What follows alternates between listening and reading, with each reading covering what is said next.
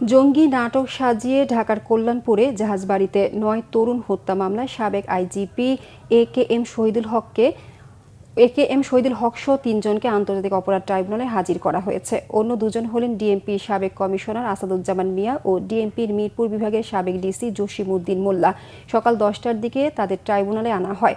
তদন্ত সংস্থার আবেদনের পরিপ্রেক্ষিতে গত ২৪ মার্চ এই ৩ জনকে জাহাজবাড়ি হত্যা মামলায় গ্রেপ্তার দেখায় বিচারপতি গোলাম মর্তুজা মজুমদারের নেতৃত্বাধীন ৩ সদস্যের আন্তর্জাতিক অপরাধ বেঞ্চ। একই সঙ্গে এই মামলার তদন্ত প্রতিবেদন দাখিলের জন্য ৭ মে দিন ধার্য করা হয়। ট্রাইব্যুনালের chief prosecutor advocate Mohammad Tajul Islam সেদিন জানিয়েছিলেন, তদন্ত সংস্থার সাক্ষ্য প্রমাণে উঠে এসেছে এই ৩ পুলিশ কর্মকর্তার নির্দেশ ও পরিকল্পনায় জাহাজবাড়ি হত্যাকাণ্ড হয়েছে। ২০১৬ সালের ২৬ জুলাই কল্যাণপুরের ৫ নম্বর সড়কের জাহাজবাড়ি হিসেবে পরিচিত তাজ মঞ্জিলের ৫ম তলায় আইনশৃঙ্খলা বাহিনীর অভিযানে ৯ জন নিহত হয়। গত ৬ মার্চ জঙ্গি নাটক সাজিয়ে ওই ৯ তরুণ হত্যা মামলার অভিযোগে আন্তর্জাতিক অপরাধ ট্রাইব্যুনালে মামলা হয়।